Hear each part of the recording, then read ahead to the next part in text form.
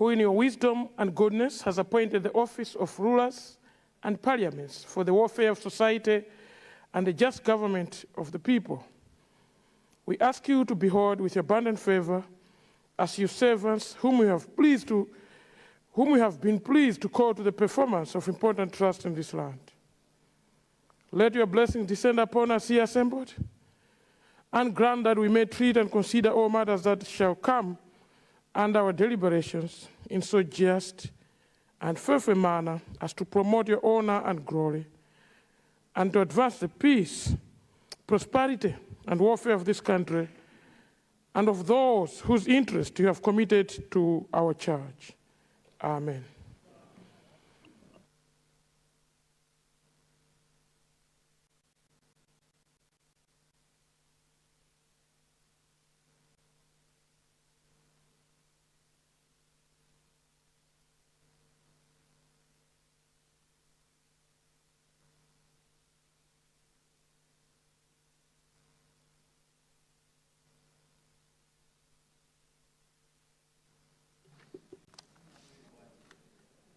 General business, communication from the chair. Afternoon, honourable members. Welcome back to a good Wednesday afternoon, and the chair has no communication so far. Leader? Good afternoon, First Deputy Speaker, and indeed the whole House. Just for guidance purposes, we will start with the general business item B, presentation of report, and then we'll move to government business ministerial statements, Minister of Information, and after that, we'll take a couple of questions before laying on the table of subsidiary legislation. In that order, the First Deputy Speaker.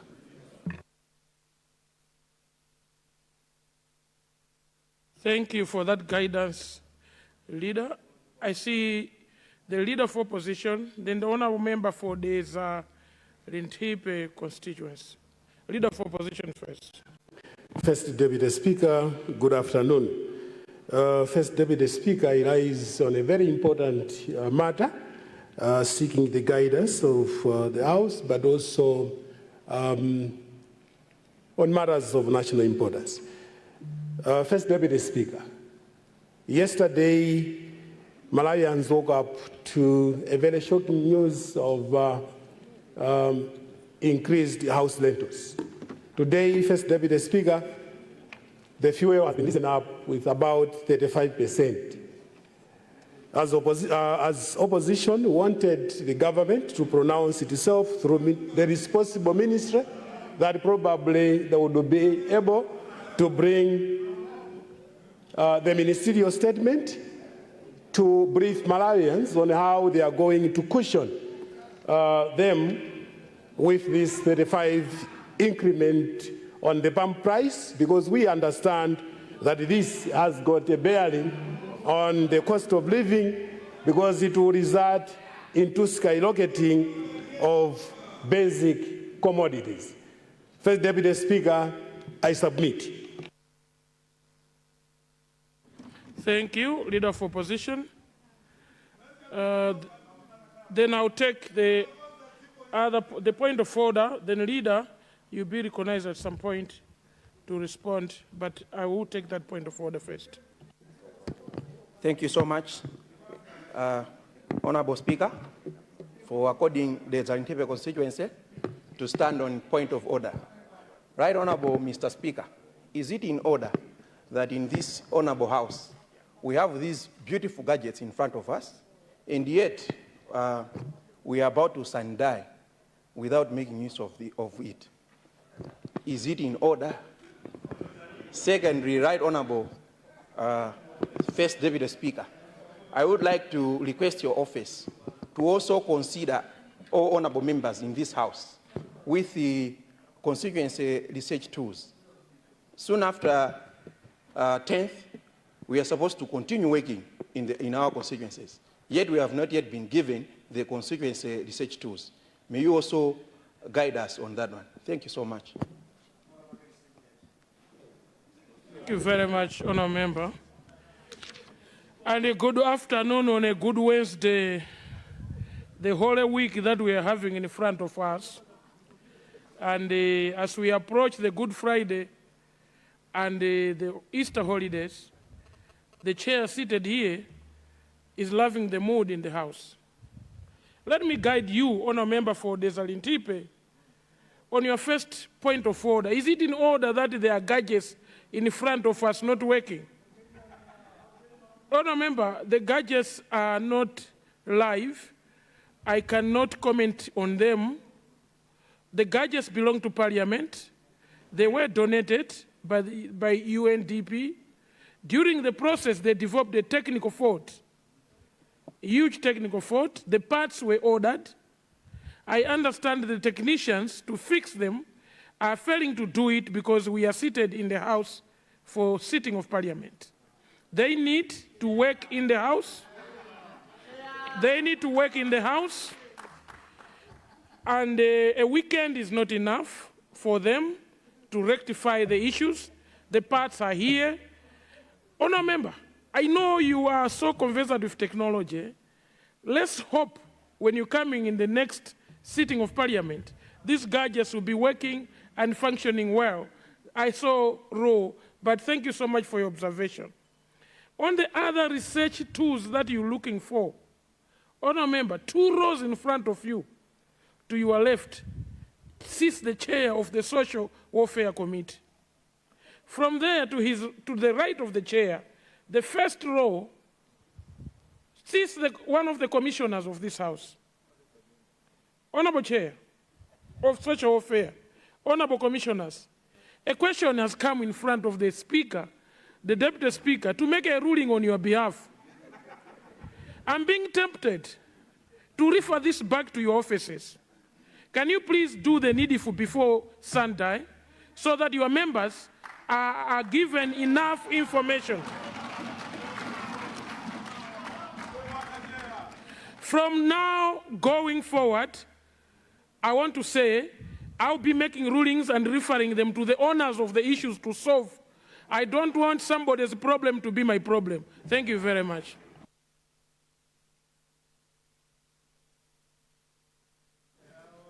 The leader for opposition rose, and I did not rule on that, but he has requested if government can provide a ministerial statement to explain on how they are going to cushion Malawians.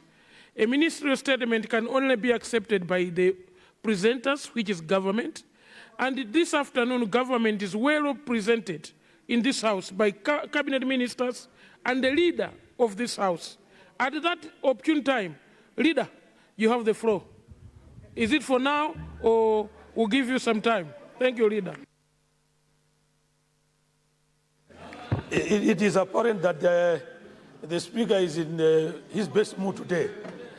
Yeah, but on a serious note, I took note of the observation by the leader of opposition, and I will get hold of the right minister to come and pronounce ourselves in this House. I submit, Mr. Speaker. Thank you, Leader. We loving the way you're coming up to the floor to say you're going to come back to us. I think we have, is it on the same issue? When a leader makes a ruling or an attacking, we respect it. What has gone out of order, sir? First Deputy Speaker, actually my rising is also to express my respect to the guidance that the Honourable Leader has made. But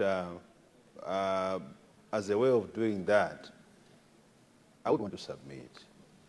If you look at the order paper, we are talking of reports, ministerial statements in other areas, but what is pertaining outside is a crisis. Yes.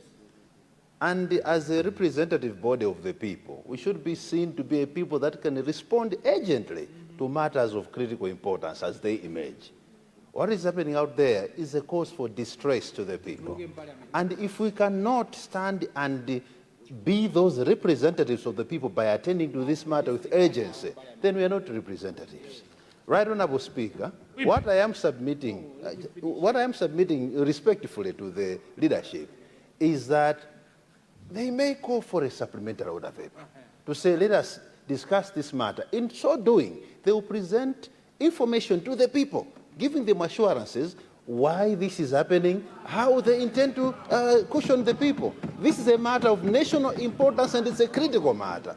I thought I should submit. It's up to them to take it. There is a saying that when your rival is making mistakes playing with a bomb, don't stop them. But when he's playing with a bomb in front of children, at least stop them. They are playing with a bomb in front of children, in front of Malawians. Thank you. Thank you. Whip, I would like to draw your attention to the response that has been given by the leader. I don't think insinuating that he's not taking it serious is right. He has shown all levels of seriousness in saying today he's going to take an undertaking. So it will be to the leader of the House, and today is a government day. It is the leader's day. It is government day. But Whip, you are part of leadership of this House. You should be able at times when you rise to provide solutions. You cannot always refer to them. If you're talking of Parliament, Cabinet is the executive arm of government. Parliament, headed by the Right Honourable Speaker, is the legislative arm of government. And we should be able to rise in here and provide solutions, not just bringing it back to the government. Because when you say they are playing with a bomb in front of children, I haven't seen the bomb. If you have seen the bomb, it's semantics. It is an issue of semantics. So I rule that there's no bomb in front of the children, and I rule you out of order on that one. Point of order. Point of order, First Deputy Speaker. Chair, warfare, maybe because I reflected on you. You have the floor. Yes, Chair. You reflected on the Chair, welfare Chair, but I was not around. I walked in a few minutes late. But all the same, Chair, yesterday, an honourable member stood to express worry on the absence of the second Deputy Speaker. And I think you received the ruling. So as a concerned Chair who looks after all the members, including the Speakership, as far as the welfare is concerned, Chair, you may wish to pronounce yourself on that one. Not necessarily maybe reflecting back on the Chair because he's responsible, but you will know where to direct the baggage as it comes. Thank you, Honourable Chair. Leader Backbencher. And that's the last point of order I'm taking for now. Thank you, First Speaker. You said this House is the House where we need to discuss problems and submit solutions. That was very good. This is the House of the people, and we are the people. We represent our people. Today is 1st April 2026, and we have started a new financial year that will end next year, March 2027. Each time we stand and request government to provide the status of CDF guidelines, people see it as politics. But for the past 20 years, this republic, the biggest problem has been an issue of implementation. When you look at an issue of guidelines, it's not about politics. It's about implementation. Us sitting here on the ground, if a teacher house has collapsed, people are expecting intervention and they are running to a member of parliament. And when a member of parliament has received a problem, we don't know where to go with it. Because when we come here to talk about guidelines, the government is thinking that that is politics. I don't know, Speaker first. When a ball breaks down, communities expect action. They run to a member of parliament. When we receive that problem, we don't know where to go with it. Because when we come to this national dialogue table, the government thinks we are playing politics. A classroom needs urgent repair. Leaders are expected to respond. But when members of parliament receive that complaint, the government thinks when we ask for guidelines, we're asking politics. Honourable Speaker, we need to go beyond politics. Guidelines, CDF guidelines, is an issue of implementation. We are going home, finishing this parliament without guidelines. We passed in or around 1.1 trillion, and we are saying go and implement without guidelines.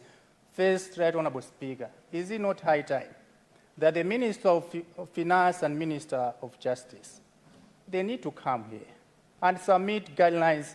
We need to debate on behalf of the people, and reach a conclusion. Guidelines is just a framework in implementation. I submit, Honorable Speaker, to say, what can you say this time around? Thank you. Thank you.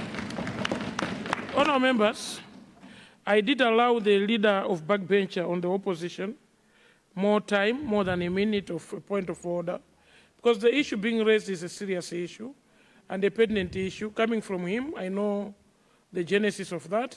Right Honourable Speaker last week ruled on the same, that we need to have those guidelines before we rise and die. I want to emphasize the same. Leader, it will do us good for the oversight role that we are supposed to play to get these guidelines available. If they are not available, can we be told an alternative to how best we can oversight the funds that have been sent to our various councils?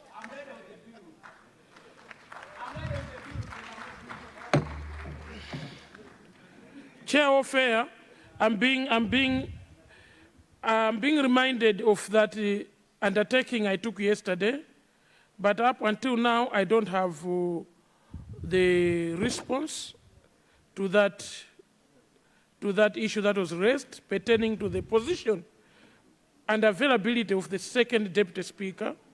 I want to say she's doing very well. She's not in the House for now, and I will maintain the commitment to bring you a ruling. And I would like to refer the same issue to the commissioners.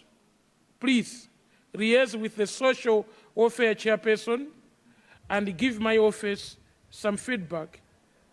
Can I give you up to the end of the day today to give my office feedback? So I should be able to bring feedback to the House. I don't like promising without bringing feedback. I hope our commissioners are in the House and they are listening to this ruling. So I rule so, commissioners. Table.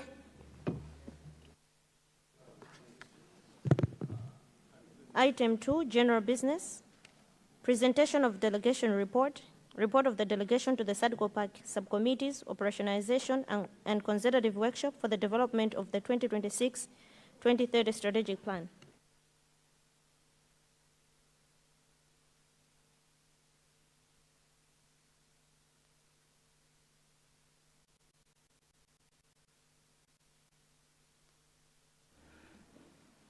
Honorable Chairperson of Parliamentary Committee on Accounts, Public Accounts Committee, Chairperson, you have the floor.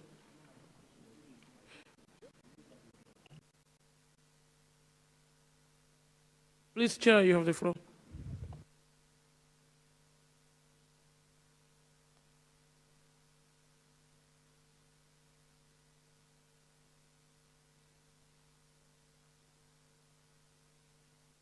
Honorable First Deputy Speaker, I beg to move, or I beg to present the paper standing on my name under item 2B, or the order paper. I beg to move, First Deputy Speaker. Sergeant at Arms.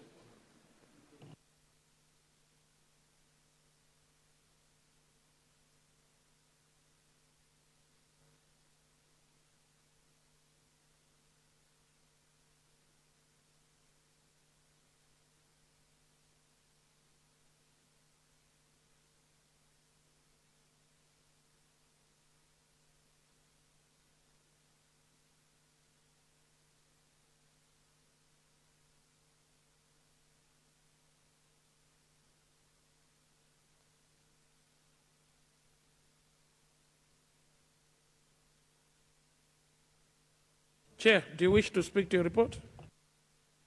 Yes, First Deputy Speaker. Please proceed.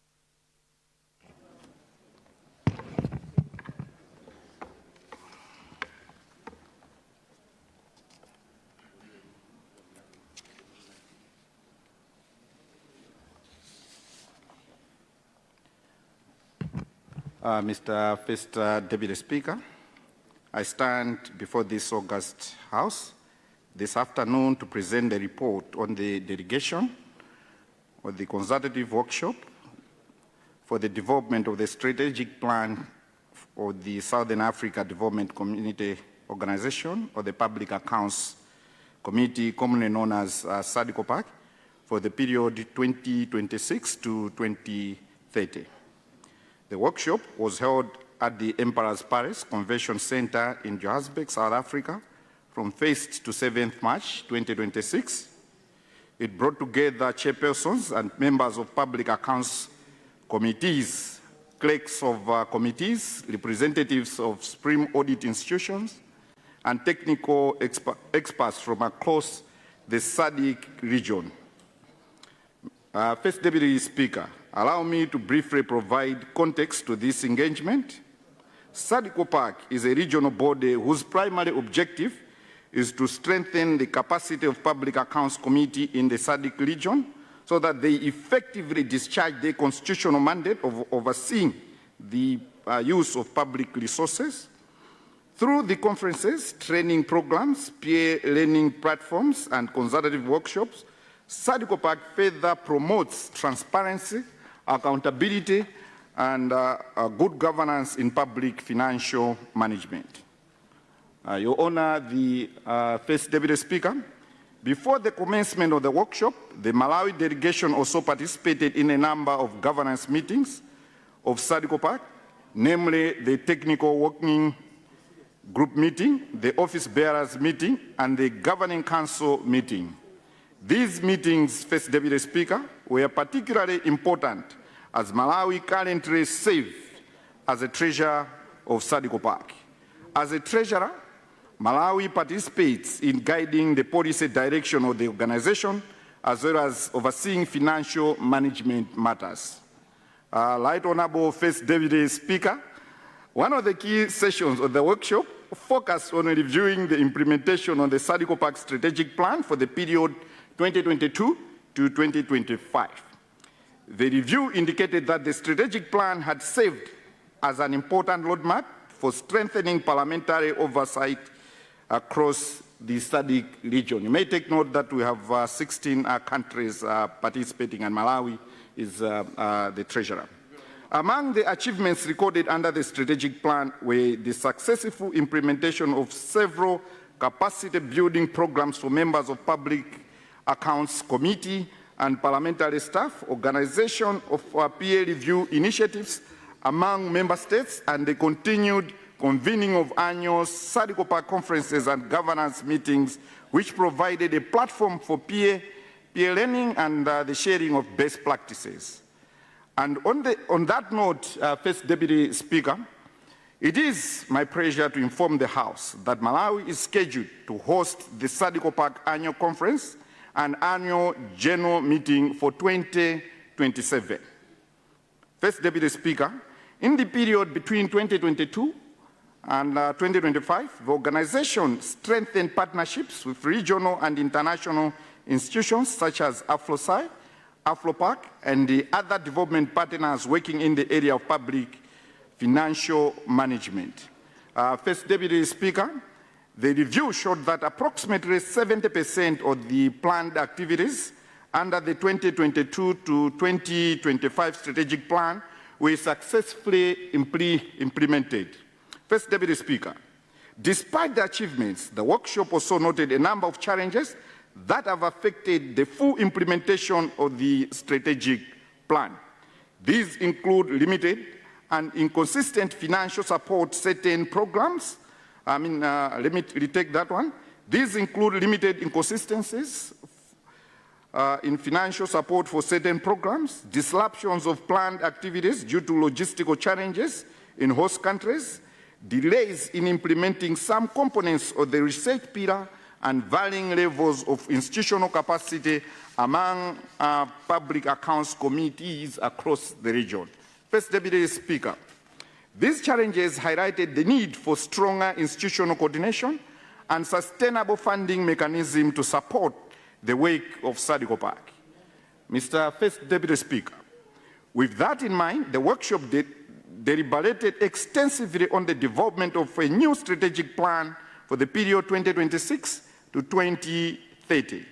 This new strategic plan will build on the achievements of the previous plan while addressing emerging challenges in the public financial management across the region and those noted from the previous strategic plan. The proposed plan, Your Honor, the first Deputy Speaker, will focus on strengthening the capacity of Public Accounts Committee and parliamentary staff, enhancing collaboration with supreme audit institutions, improving oversight of public financial management systems, and strengthening partnerships with the regional and international institutions. Mr.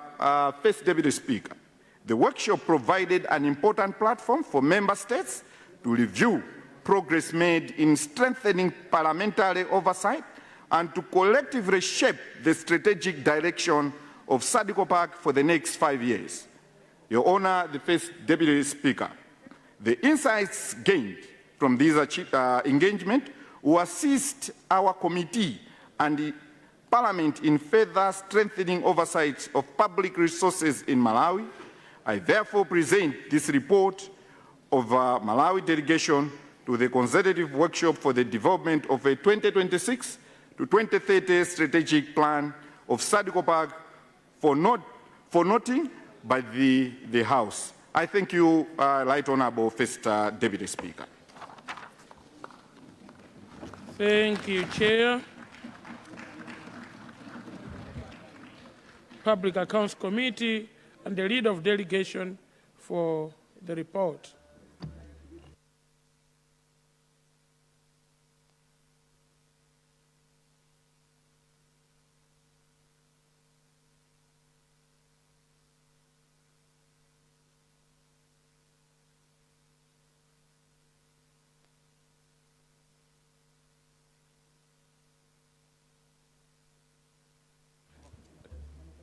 Honour members, traditionally, reports like those, we're supposed to give our inputs, and they're only for noting. Anyone, there's no secondment. Anyone in the committee that wants to add any views? The chair, your report has been noted by this House.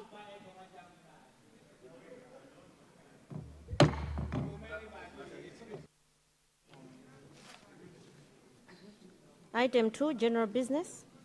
C. Point of order.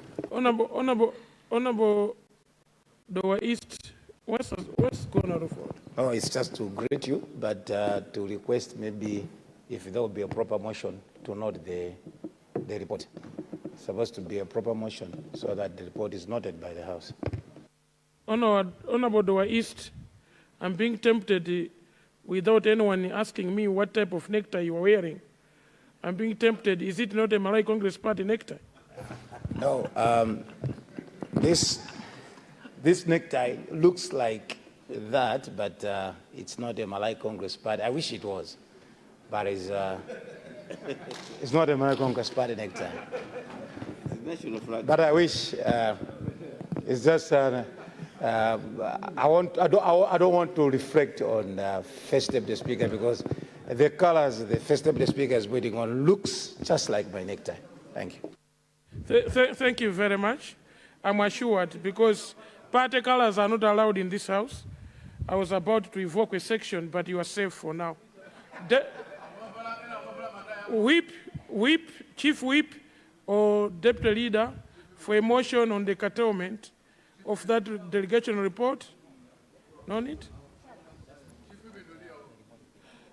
Or a motion for the report to be noted by this House? The delegation report to be noted by this House. Thank you, Right Honourable Speaker. I beg to move that the House should note the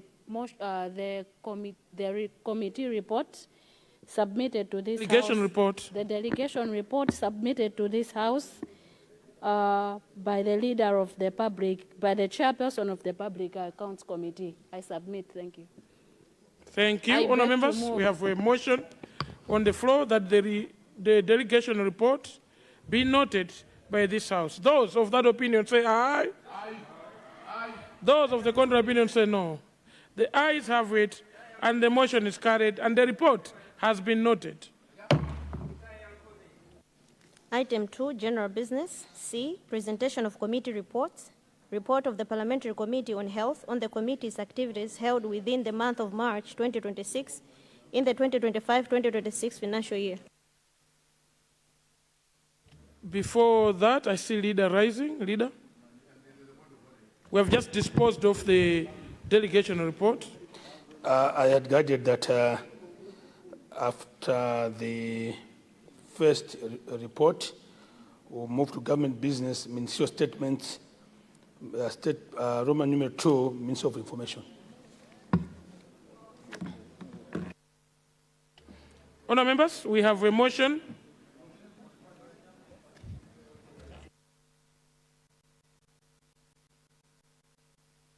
Leader, consider varying the order paper, please, in a motion. First Deputy Speaker, I beg to move that the order paper be varied in order for us to go to government business, ministerial statements, Roman numeral 2, Minister of Information and Communication Technology. Honour members, we have a motion on the floor. The motion is to vary the order paper for us to concentrate on government business 3A2. Those of that opinion say aye. Those of the contrary opinion say no. The motion is carried.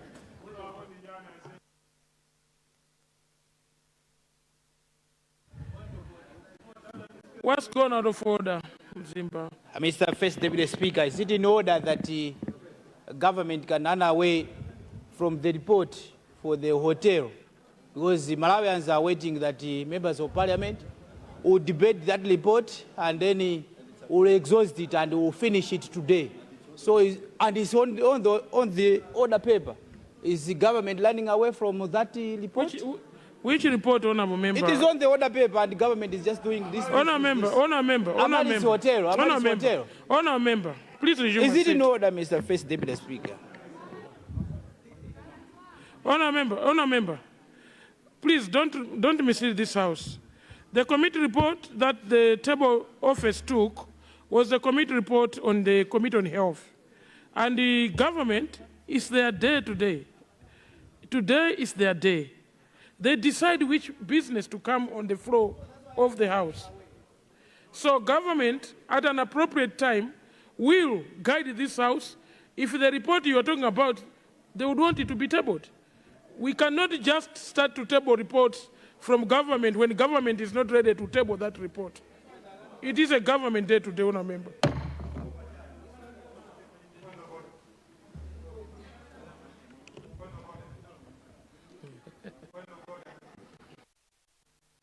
Honourable member for Dowa East, what's gone out of order? Right, Honourable Speaker, you have something else which is very good, that even if you are late, you are able to follow Parliament and know what is being discussed in Parliament. I just wanted to alert the leader that the Dowa District Council has received full CDF. We have received, but we don't know how to use it. We don't know how to use it. The CDF 211 million for the 2025-2026 year has been fully paid. But we don't know how to use it because there are no guidelines. I wanted to ask the Honourable Leader if guidelines would be provided so that from tomorrow we are able to use it. And I listened to the discussion which was there. That's why I said the good thing with Parliament now, you can listen even when you're on the road. But we don't have guidelines. So we're looking for guidelines. Second Deputy Speaker, we don't have guidelines, but the money is there. Thank you. Thank you. Let's applaud Leader. First Deputy Speaker, the first point to note is that government has kept its word and has provided all the sources to the councils. I think that is very fundamental. Second is the fact that guidelines will be resolved. That's why we sit in this house as leaders. So we'll make sure that the resources that have been provided are utilized with the available guidelines. So just be patient. Be patient, colleagues. I'm here. We are here. Be patient. Calm down, calm down, calm down. Thank you very much, First Deputy Speaker. Thank you very much. Just to applaud the government for the funding. Indeed, it is necessary. Whip, opposition. This is the last point of order, honorable colleagues, I'm taking for now, so that we can concentrate on the business. No, First Deputy Speaker, thank you. You did rule, First Deputy Speaker, that government can guide on what comes on the floor from the order paper, and I appreciate that ruling. But at least a commitment from the government that what is appearing on the order paper today, the Amaryllis Hotel report, with the chairperson of the committee in here and very ready, just the assurance that yes, the committee chair is in the house, the report is appearing on the order paper, and indeed it is going to be tabled today. That's all we need, not just to say that they can decide what comes and what doesn't. Honorable Leader of the House, just assure the nation that the report of the Amaryllis Hotel is going to be tabled today because the committee is ready and the chairperson is ready. I submit, First Deputy Speaker. Thank you.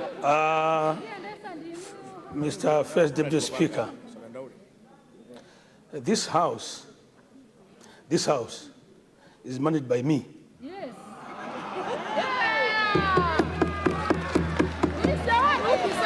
No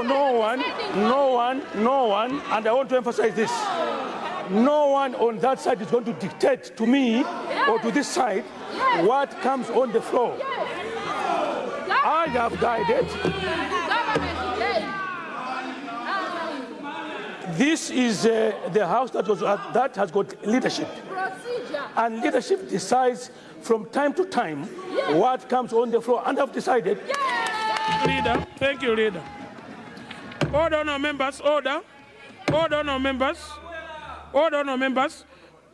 Leader BB, there's a senior, please take your seat. Please take your seat. On our members. It's all about semantics. But the leader was very right. On a government day like today, he is in charge of all business that government brings to the House. Mind you, the order paper that you are seeing in front of you, that contains the business you're talking about, the business was put there by the same leader. So if he was running away, he couldn't put it here. So the fact that leader has put the business on the order paper, it shows the commitment coming from government. I therefore rule. Table. Item 3, government business, ministerial statements. The Honorable Minister of Information and Communication Technology to present a statement on forging a digital Malawi, a pathway to national transformation.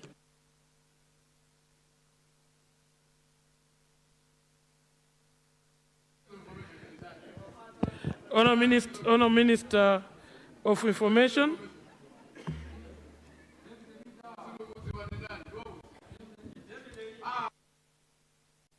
Honourable Minister of Information, you can proceed with the report. Please, Honourable Minister, you have a folder next to you, in front of you, and please deliver the motion on the folder.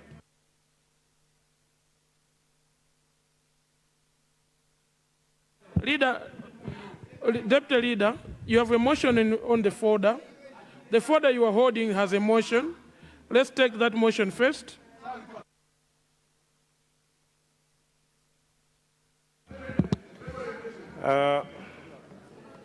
Mr. First Deputy Speaker, sir, I beg to present the papers standing on my name under item 3A stroke 2 of the order paper. I beg to present, sir. Sergeant Adams.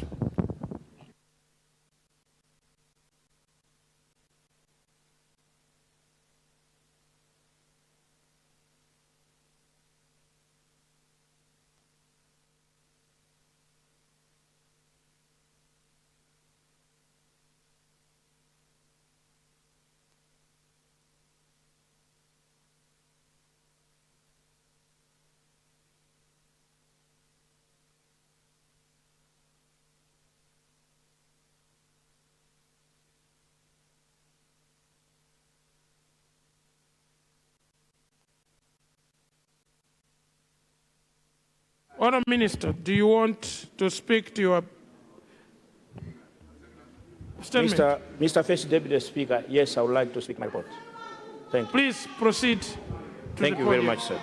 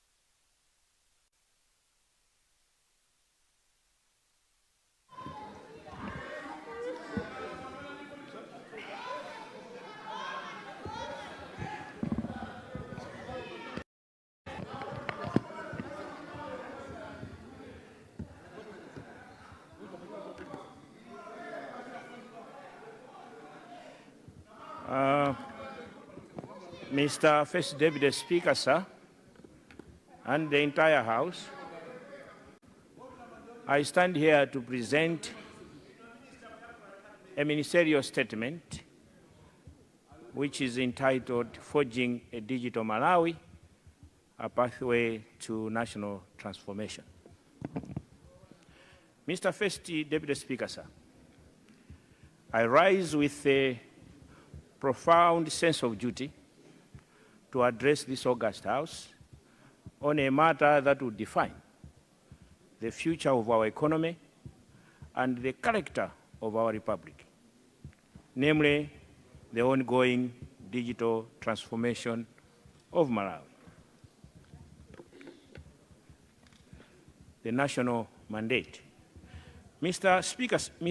First Deputy Speaker, sir, His Excellency Professor Arthur Peter Mutharika, the President of the Republic, made it clear before this House that digitalization must become the engine of national development and a gateway to opportunities for all Malawians. That directive, Mr. First Deputy Speaker, was not symbolic. It was a call to action. I am therefore pleased to report that government, through my ministry, has responded with deliberate and measurable action.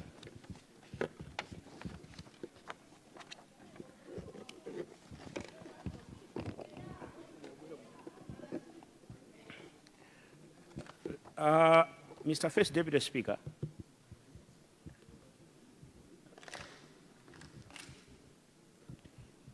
for purposes of the nation to appreciate where we are,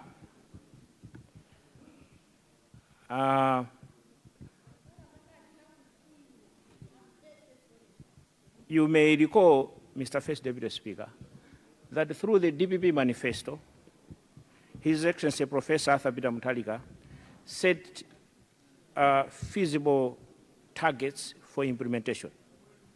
In the DPP manifesto, we said that by 2030, we are going to connect to 80% of Malawians. 80%, 8 out of 10 Malawians must be connected and must be able to access digital services. Mr. First Deputy Speaker, as we speak now, I would want us to appreciate the current status. I want us to appreciate the current status. And I would also recognize, I need to recognize Dedza Mulundun, because he is my predecessor and he is also my brother. So I need to recognize you. I just took over from you. So much of the work also was done by you, and I must appreciate that.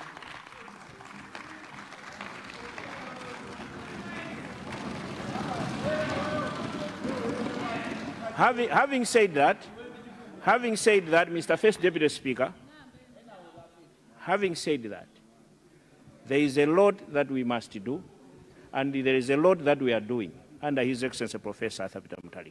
As I said, our vision is to take connectivity to 80% of Malawians. As of now, we are around 20%. Only 20% of Malawians are able to access digital solutions.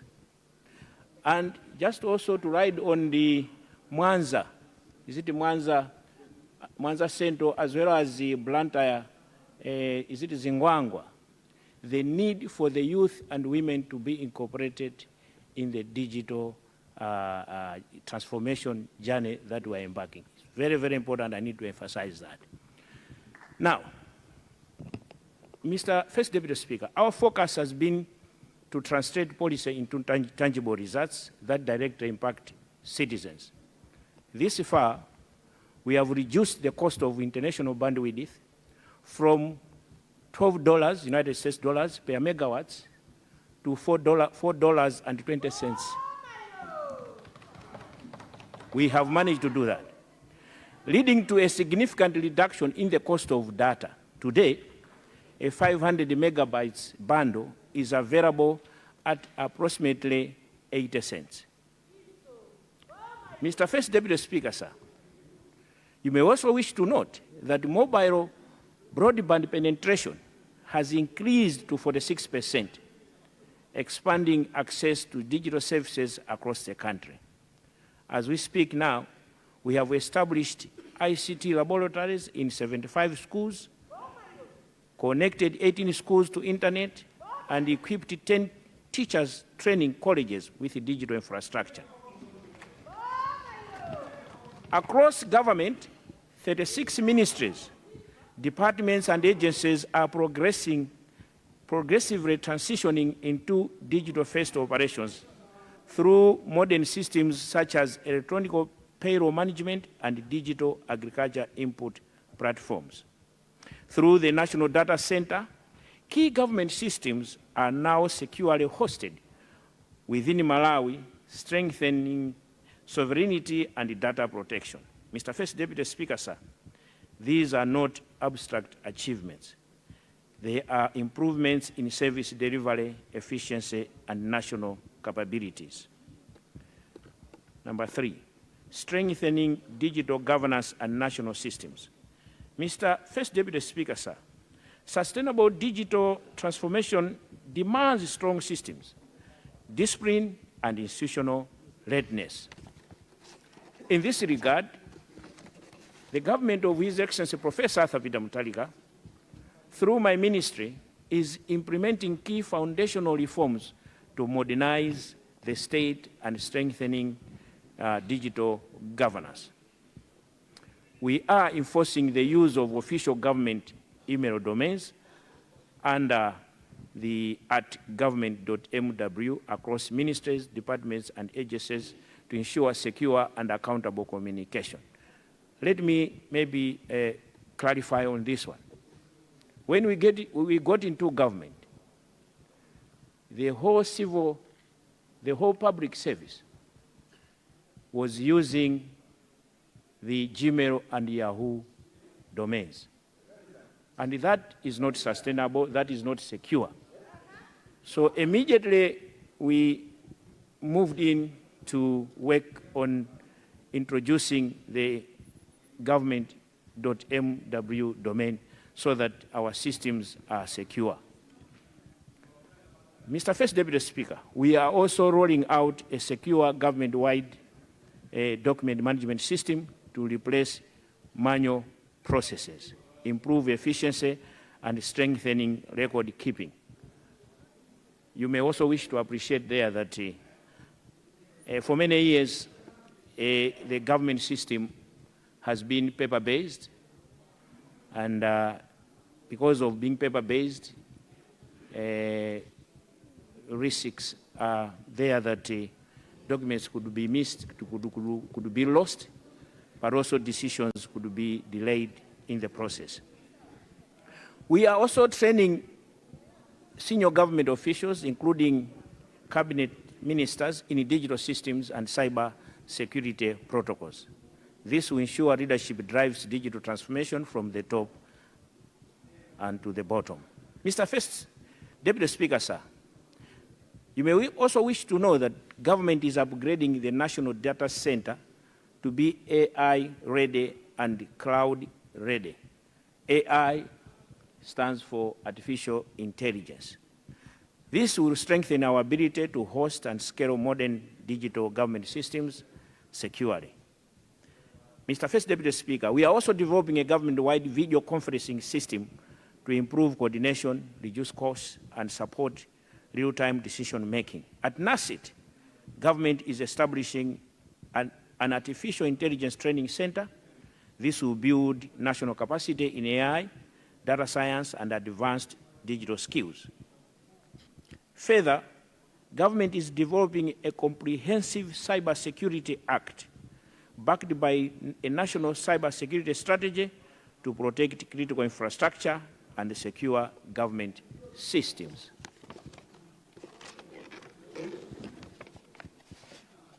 Mr. First Deputy Speaker, there is a lot that we are doing. We are also developing an artificial intelligence strategy and governance framework to guide the safe and responsible use of emerging technologies.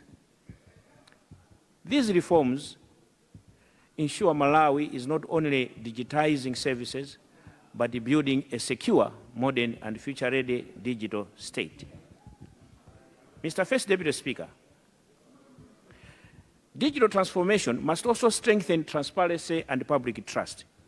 Through my ministry, the government of His Excellency Professor Arthur Peter Mutharika is modernizing communication systems, strengthening public information institutions, and improving the speed and reliability of official government communication. This is part of a broader commitment to ensure that citizens have timely and credible access to public information. Transforming public institutions. Mr. First Deputy Speaker, sir, we are deliberately repositioning critical public institutions to serve a modern digital state. The Malawi Broadcasting Corporation, over the past financial year, 2025-2026, has finalized its digital migration with the following. 1, high-definition satellite broadcasting across the country. Number 2, its studio workflow fully upgraded to HD workflow. Number 3, migrations to mobile or digital platform. Honour Member for Salima Central. Honour Member for Salima Central. Order. Migrations Salima Central. Order.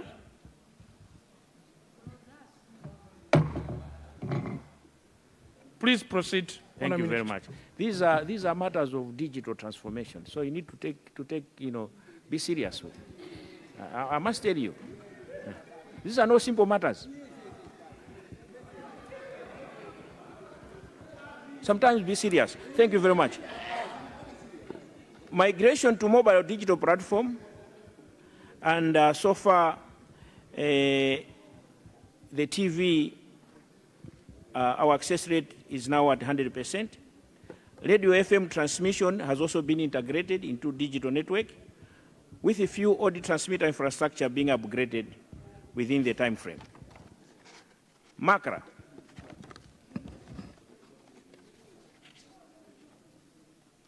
MACRA, Mr. First Deputy Speaker, sir, will be strengthened through legislative reform, including enhanced enforcement powers and the equipping and empowering the Consumer Protection Unit. And this is within MACRA. Again, MACRA will from now on be a formidable regulator protecting consumers, ensuring fairness in the sector and enforcing compliance without fear or favor. By the way, Mr. First Deputy Speaker, where we are coming from, MACRA was more of a regulator. It was into everything. It was into everything, and we are not going to allow that to happen. We have certain projects that sometimes you ask why these projects. No one tells you, no one gives you a reason.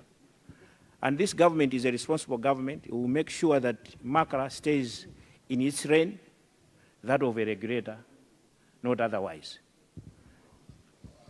The Universal Service Fund, which is within Makara, will be revitalized to expand connectivity to undeserved and remote areas of the country.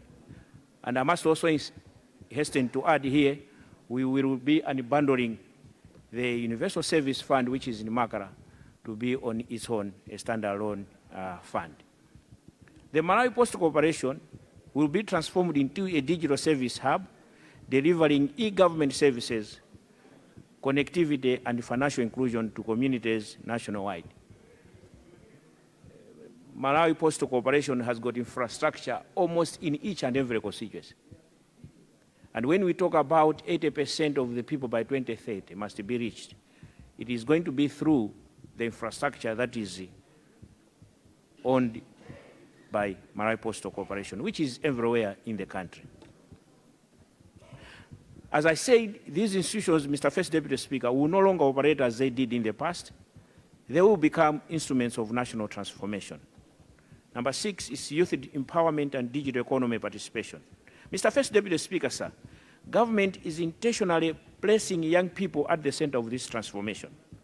We are expanding Connect a School program and strengthening digital access in education institutions nationwide. We are also investing in digital literacy, training for teachers and learners to ensure early exposure to technology. Importantly, the government is creating pathways for young people to participate in the digital economy, including the monetization of digital platforms, content creation, and online entrepreneurship. Mr. First Deputy Speaker, this is about transforming talent into income and potential into productivity. National digital skills development, item number 7. Mr. First Deputy Speaker, sir, government is rolling out a structured national digital skills program to build long-term human capital. This includes foundational digital literacy for all citizens, intermediate training in software development and data science, advanced skills in artificial intelligence, machine learning, and emerging technologies. We are also developing sector-specific programs in agri-tech, health tech, and fintech to ensure digital transformation directly supports economic growth and productivity. Mr. First Deputy Speaker, sir, you are going to agree with me that this is how we build a future-ready workforce. That is through digital skills development. Item 8, innovation and ecosystems development. Mr. First Deputy Speaker, sir, my ministry will launch the National ICT Innovation Awards, and this is going to be this month, to identify, support, and scale Malawian innovators. This initiative will connect innovation to finance, mentorship, and markets, ensuring that ideas are translated into viable solutions. Therefore, allow me to invite the August House to also be part of this National ICT Innovation Awards week. You are most welcome. We will ensure we have extended an invitation to His Excellency Professor Arthur Peter Mutharika to open this Innovation Week. Number 9, competition and connectivity in the telecommunications sector. Mr. First Deputy Speaker, sir, government recognizes the competition. Let me take this one again. Mr. First Deputy Speaker, sir, government recognizes that competition is central to affordability, innovation, and quality of service. It is for this reason that my ministry has commenced the process. It is for this reason that my ministry has commenced the process of licensing a third mobile network operator.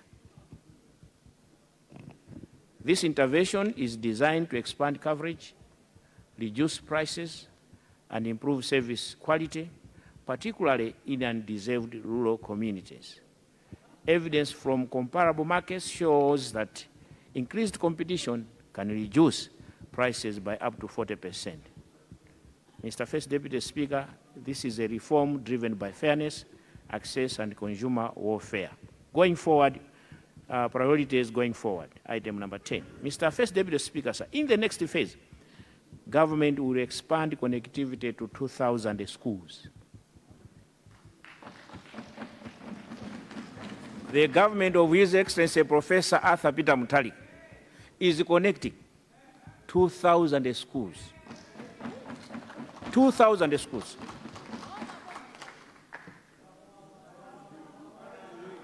We are connecting 2,000 schools. We are also connecting, actually, it has already started. We have already finalized the financing. The financing is already there.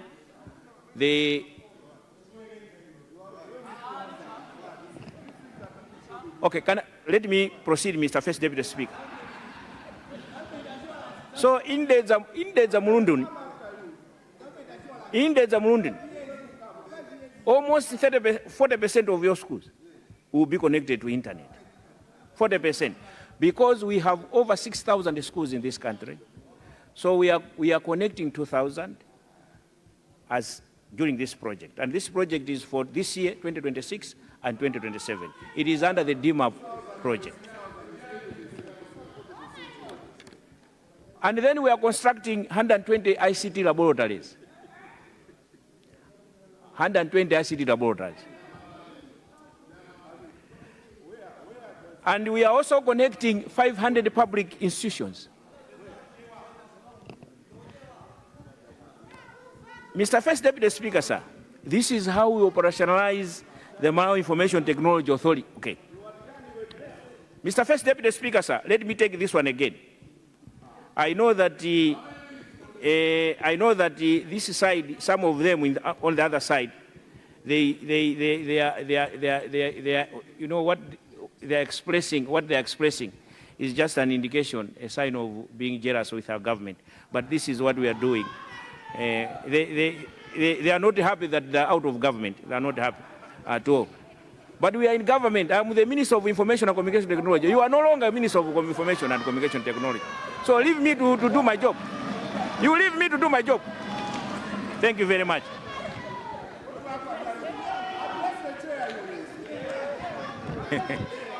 Mr. First Deputy Speaker, Mr. First Deputy Speaker, Mr. First Deputy Speaker, Mr. First Deputy Speaker, I would also want the August House to take note that we are also operationalizing the Malawi Information Technology Minister, Authority. you have 4 minutes to go. We are also operationalizing the Malawi Information Technology Authority, which we call it MITA. Conclude on the licensing of the third mobile operator and roll out a unified digital government service platform. Appreciation. Mr. First Deputy Speaker, the government of His Excellency Professor Arthur Peter Mutharika appreciates the support that the people of the Republic of China are giving us, but also it does appreciate the support coming from United Nations Development Program, and most importantly, the World Bank. And also it appreciates the support coming from all development partners for their continued support towards Malawi's digital transformation agenda. Mr. First Deputy Speaker, I should also recognize the private sector for its critical role in innovation, investment, and the infrastructure development. Mr. First Deputy Speaker, this is a shared national transformation effort, and therefore I would like to invite even those that have not ever considered making an investment in the digital transformation sector to come in and join hands with us. In conclusion, Mr. First Deputy Speaker, sir, our government, the government of His Excellency Professor Arthur Peter Mutharika, is not digitizing for appearance purposes. We are digitizing for transformation. We are building a state where services are efficient, governance is secure, and opportunity is universal. We are not merely adopting technology, we are redefining how government works, now how citizens engage, and how opportunity is created. And therefore, let it be known, Mr. First Deputy Speaker, sir, that under my ministry, Malawi will not be a passive observer in the digital age. We will be builders. We are going to be participants and competitors. We are not preparing for the future. We are governing it. We are governing in it. Mr. First Deputy Speaker, sir, I would like to end here, but invite all of you to challenge you. Even as we are in this assembly, the equipment that we have is not working. The equipment that we have is not working. Please, let's work on that, because we need, first of all, to us as lawmakers to embrace technology. We must embrace technology. It is very, very important to embrace technology, and I would want to extend the invitation to Parliament that please embrace technology. I would want to end here, and thank you very much for giving me the opportunity.